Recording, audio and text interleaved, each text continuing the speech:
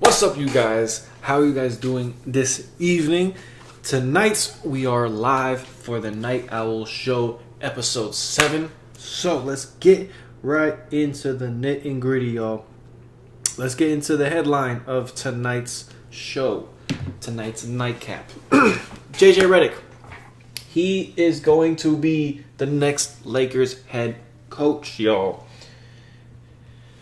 And to be honest with you, I already knew that was going to be the outcome. I already accepted that weeks ago. And weirdly enough, this is the hire that I did want. Because, I'm going to be honest, there's not really any good candidates available. But, yeah, the Lakers are going to be hiring JJ Reddick. He is the front runner. Shams reported that he's basically, they're zeroing in on him. There's nobody else.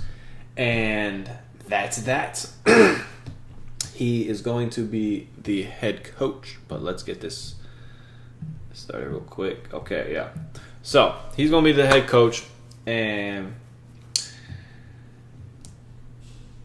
it's going to be very questionable.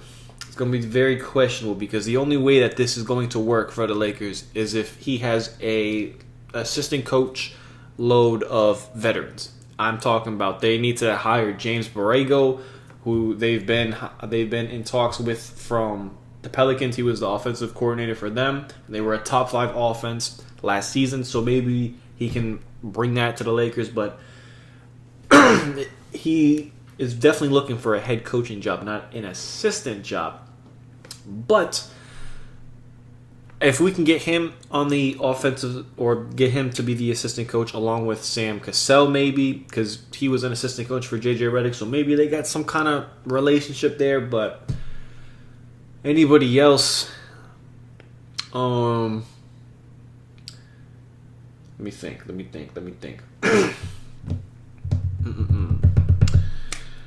But for the rest of the coaching staff, hopefully it's veterans.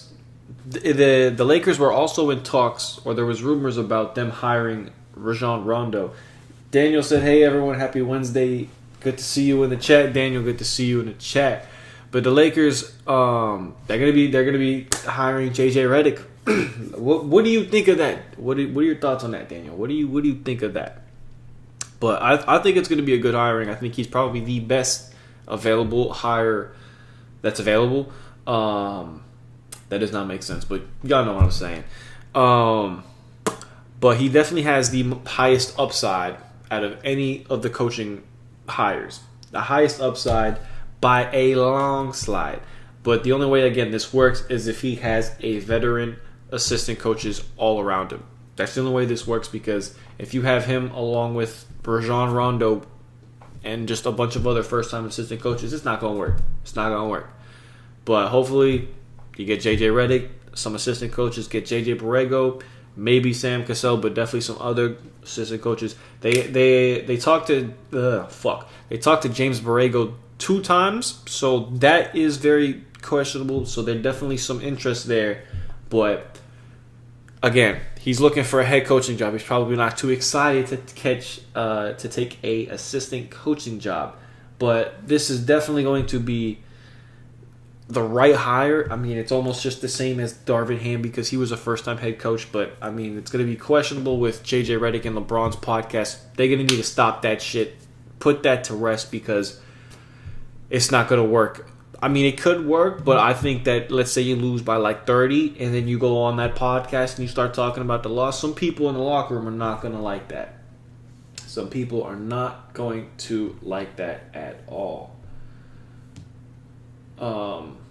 But all in all, good hire. I'm excited. It just makes me want to see Lakers basketball even more. But they're probably not going to hire JJ Reddick until after the finals, because he is broadcasting. He's the what do you call him? The broadcaster, I guess. He's the broadcaster for the finals.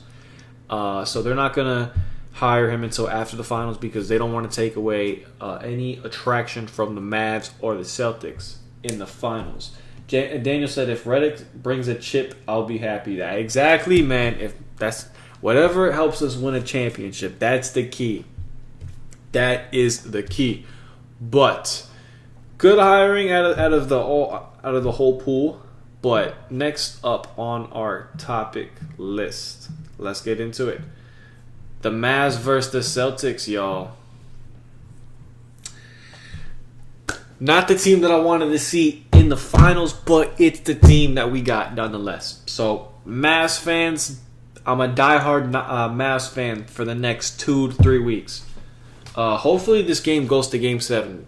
Hopefully this finals goes to Game 7. We haven't seen a Game 7 in the finals since 2016, and I don't know about y'all, but that was the best game I've ever watched as a basketball fan. That was the first season I ever really watched basketball. I watched some of 2015, but I really started getting into basketball 2016.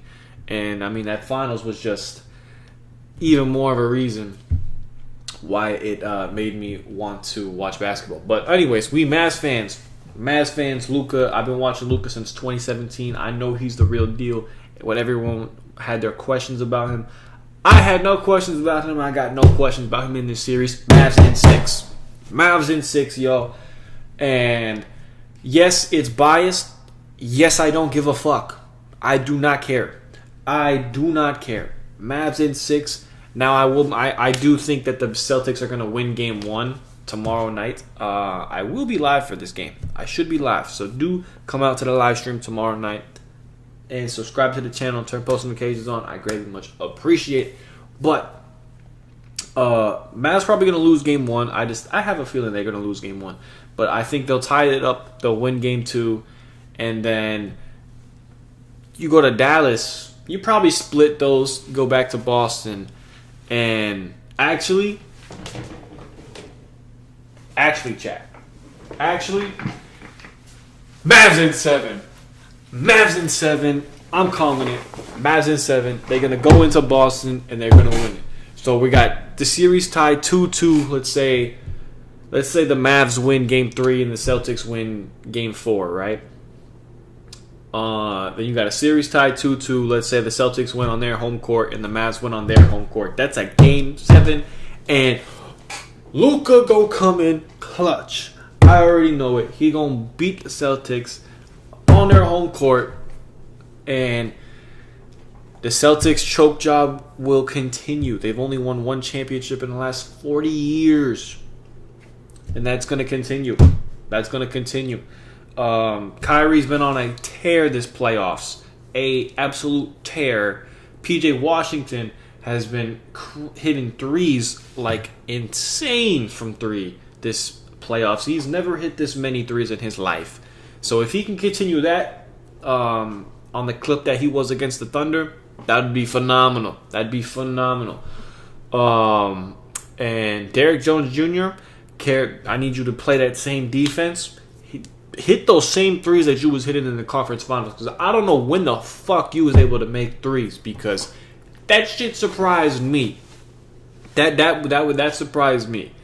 And then hopefully the Mavs bench can come up in the clutch. Oh, I forgot their big man. They need to continue the lobs to the big man. If they can get those lobs to the big man, they've got like 50, 60 plus lobs to both of their big man this playoffs. If they can continue that in the finals, there's just going to be easier road to victory for the Mavs. And no team has been able to stop them in the West so far with pick and roll lobs to the big. So let's see if the Celtics can do it. Kristaps Porzingis will be back for Game 1. Will it matter? Probably. That's why I got the Celtics winning Game 1. But then the Mavs are going to adjust. The Mavs are going to look at the film. They're going to see where they went wrong. And they're gonna win Game 2. They're gonna win Game 2, and they're gonna win this series. But Jason Tatum, not worried about him. Not worried about him at all. He is a bona fide playoff choker. Jaylen Brown, can't believe I'm saying this. He is the player that I am worried about because he actually was the player that did play good for the Celtics in the 2022 finals. He played good in the Eastern Conference Finals. And so, yeah, you got to stop him. Force him to his left hand. And just force him to make tough shots. And Drew Holiday, he's going to have a tough time guarding Kyrie. All that perimeter defense talk, best perimeter defender in the league, that's going out the window. Guarding Kyrie. Even he said in his I don't know what they call it. It's drawing a blank on my mind. But the finals interviews before the finals game starts, he said that you just gotta pray. You just gotta pray and hope that he misses, which could not be any more well stated. It just needs. You just gotta hope that Kyrie misses, and I doubt that he's gonna miss much on Drew Holiday. Let's just say that. Let's just say that. What else?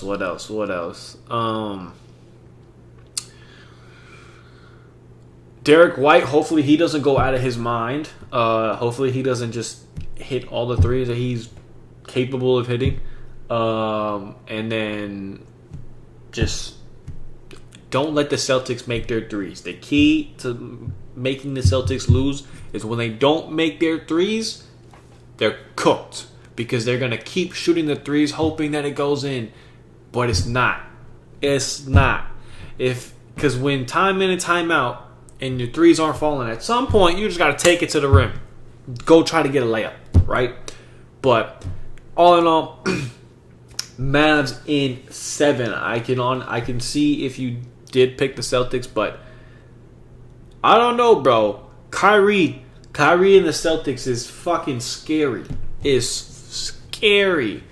I would not want to play.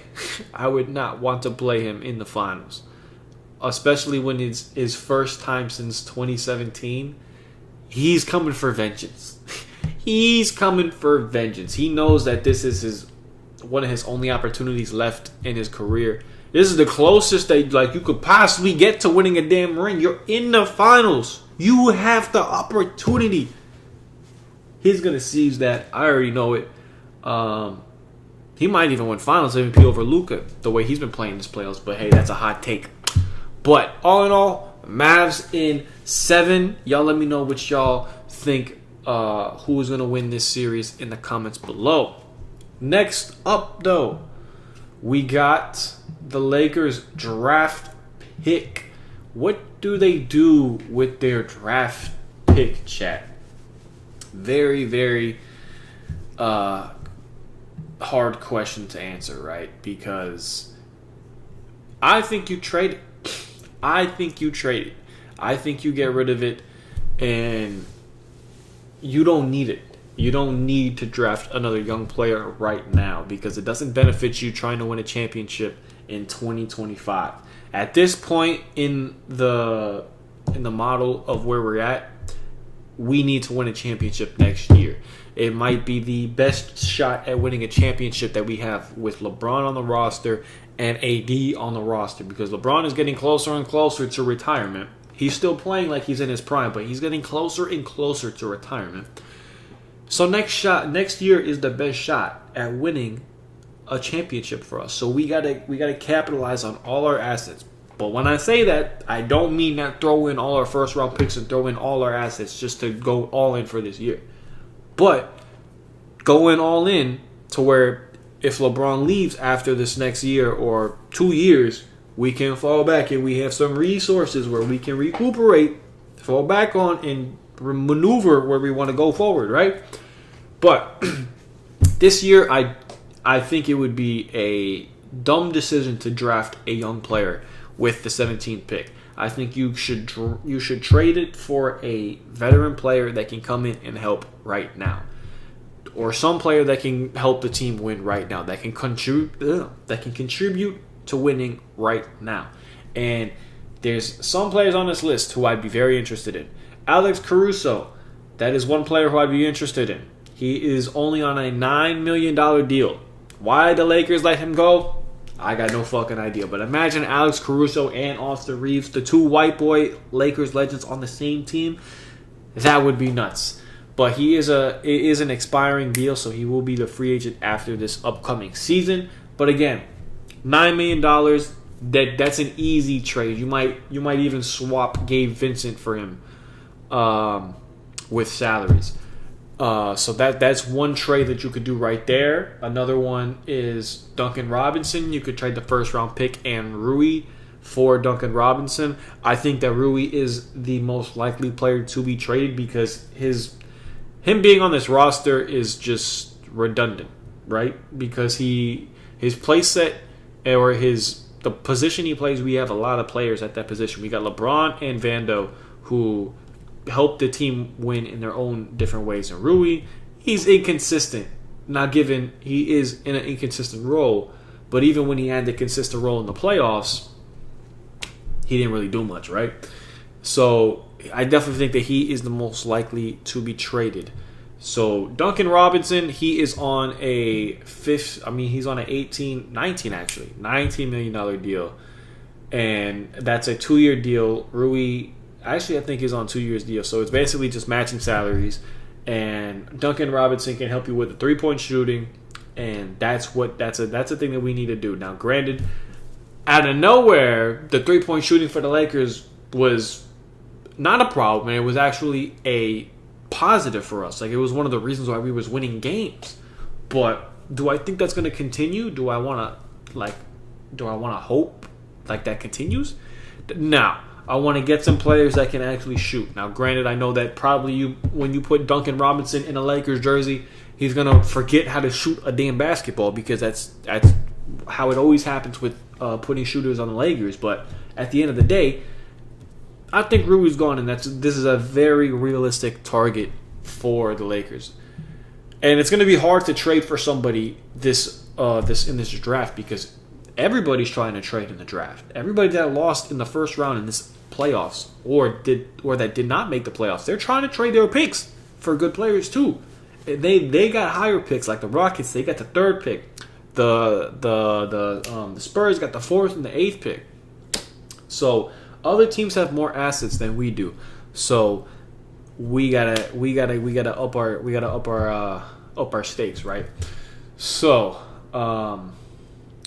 also, Lakers are probably going to draft Bronny in the 2nd round.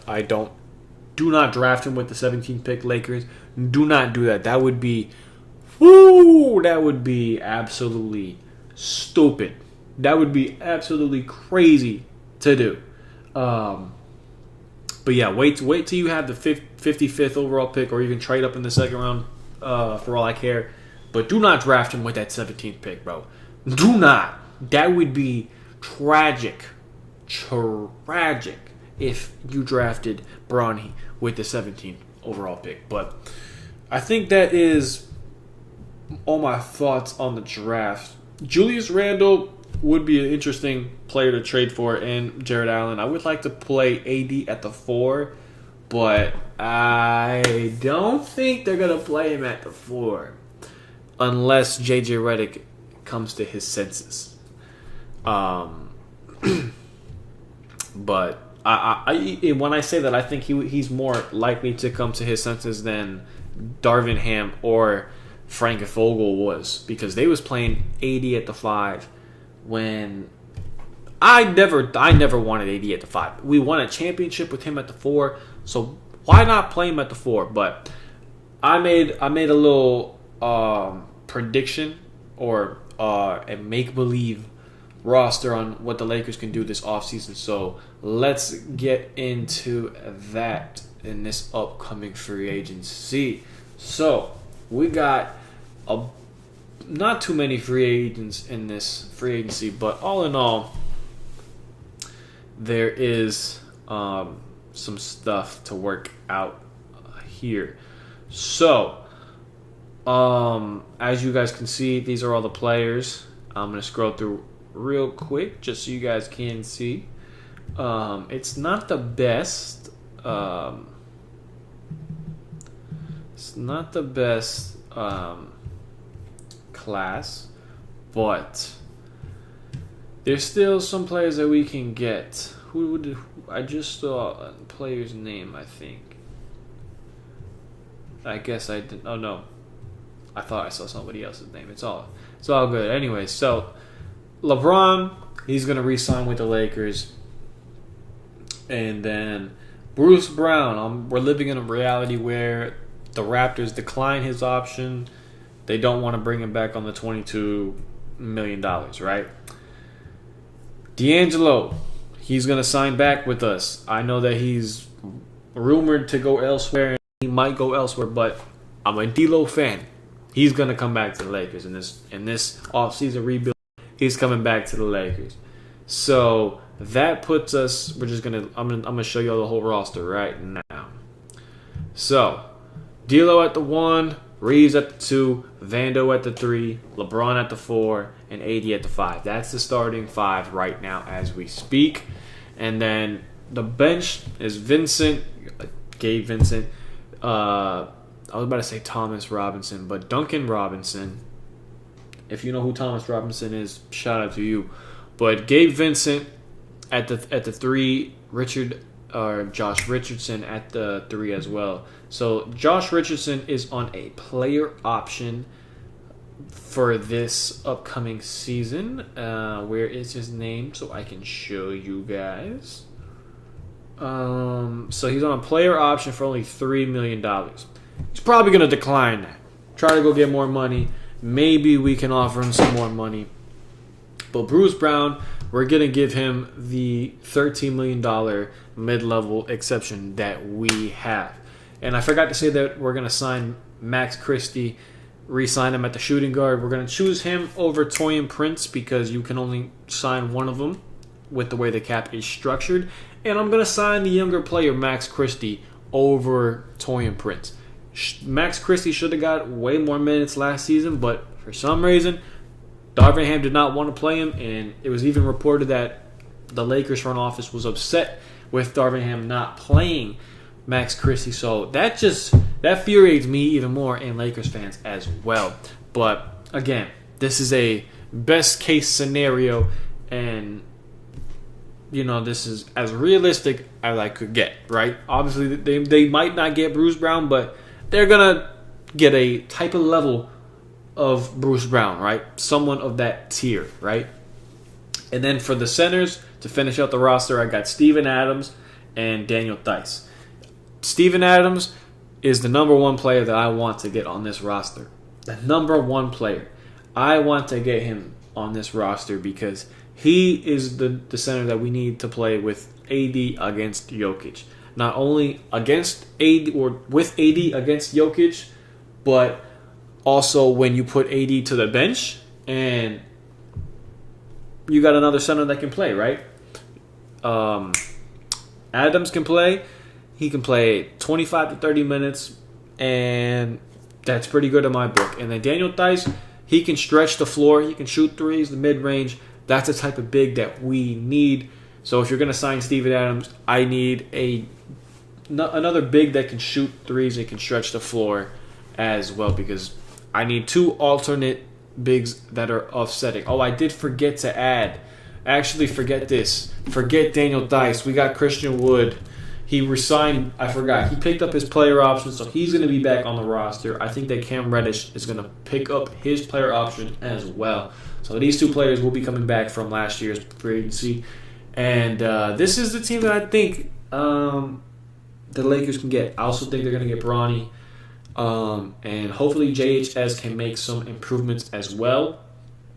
And that's the only thing we can hope for, because the pick, JHS was not a good pick, bro. That was not a good pick. I don't know what the Lakers were thinking drafting him, but we just gotta hope that he can recover from his back injury and that he was just injured all of his fucking rookie year, because dog, he looked like Flight playing in the NBA his rookie year. I cannot bear to see that again. So hopefully he plays a lot better in this upcoming summer league. I will be live all summer league games, all days long. We will be reacting to the highlights, all things of that sort. But I think that is all my thoughts on this stuff. Let's just get it up. Yes, sir. Cool. So, I think that is all my thoughts. I appreciate all y'all for coming out to the live stream. I really much appreciate it. I will be out doing a live stream tomorrow night. Game 1, NBA Finals. Hopefully the Mavs get the win. Let's get this up real quick because, Mavs, I'm going to need you to win. I'm going to need you to get the dub. But, yeah, Mavs get the dub. I appreciate all y'all for coming out. And please subscribe to the channel. Turn post notifications on. I greatly much appreciate it. And I hope you have a great rest of your day or night. And I'm out, man. Peace.